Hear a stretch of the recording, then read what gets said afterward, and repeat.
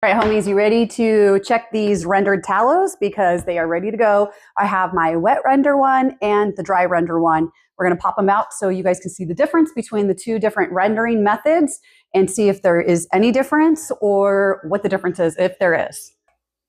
Okay, so we're going to do I'm going to do the dry render one first because it's smaller. So we will see here, once we pop this out, what this is going to look like.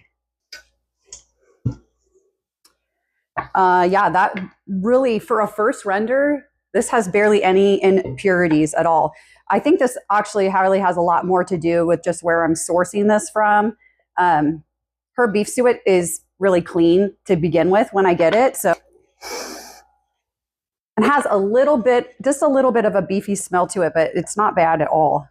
So what I'm doing right now is I'm just scraping off the bottom here for any impurities that fell to the bottom. So I really don't see a ton, but I just like to do, especially with this first render, scrape off that. So also, can any other 45-year-old women relate to this? I have a brace on my elbow. I had a shoulder brace on earlier because I was gonna go hiking and I got bursitis, which if there's nothing that makes you feel old, like have somebody tell you that you have bursitis, on this elbow, and then I have a rotator cuff tendonitis in my shoulder, and it really, really, really irritates me when I walk or hike, which is super annoying because I love hiking, and it's just annoying, so annoying. So anyways, that's my rant for the day.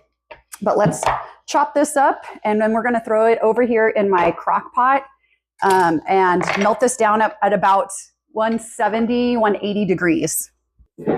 Okay, so this is our wet render one. I do expect there to be some liquid at the bottom of this one because we did add water to it. Okay. Oh yeah, so here's our cake. Here's what the bottom looks like. I expected this though because what the water and that salt does is it grabs onto those little pieces of protein and pulls them to the bottom. So this gelatinous goodness down here is like collagen. So it's actually really good for you. You can put a scoop of it in your coffee or whatever in the morning.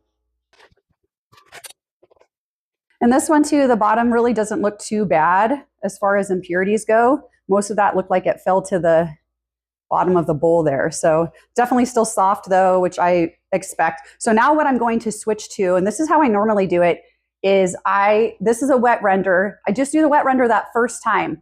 And then I will put it in my roaster here. And because I did a wet render on this one, I'm going to